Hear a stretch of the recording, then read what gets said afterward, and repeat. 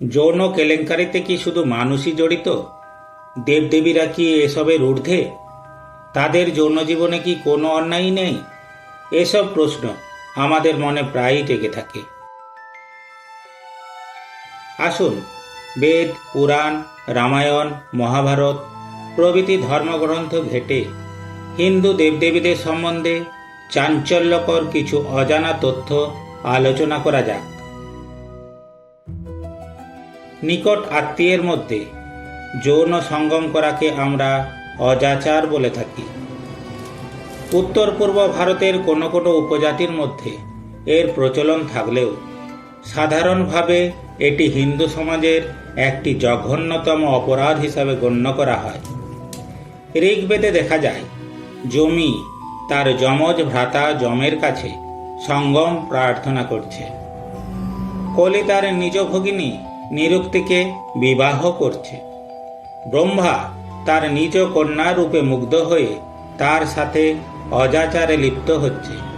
আর সেই অজাচার থেকে জন্ম নিচ্ছে মনু তথা সমগ্র মানব জাতি। তাই হয়তো জন্ম থেকে মানব জাতির রক্তে মিশে আছে অজাচার তথা যৌনতার অন্যায্য উগ্র আকর্ষণ।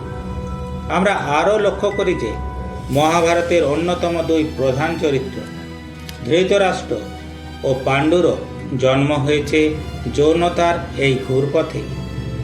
দেবরাজ ইন্দ্রের সভায় অপ্সরাদের নৃত্য আমাদের চোখে মর্তের কোনো কামুক রাজা বা জমিদারের বাইজি নৃত্যের কথাই মনে পড়িয়ে দেয়।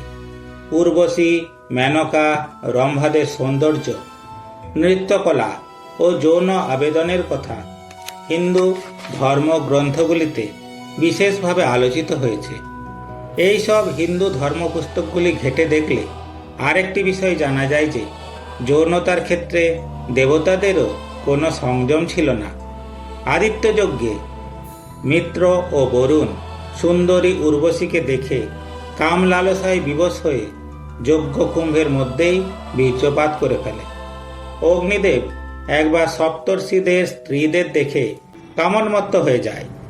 ঋক্ষরজাকে দেখে দেবরাজ ইন্দ্র ও সূর্যদেব এতটাই উত্তেজিত হয়ে উঠেছিল যে ইন্দ্র তার চিকুরে ও সূর্য তার গলায় বীর্যপাত করে ফেলে। এরকমই দেবতাদের যৌনতার বিষয়ে আরও অনেক অনেক ঘটনা জানতে থাকুন পরবর্তী পর্বগুলিতে।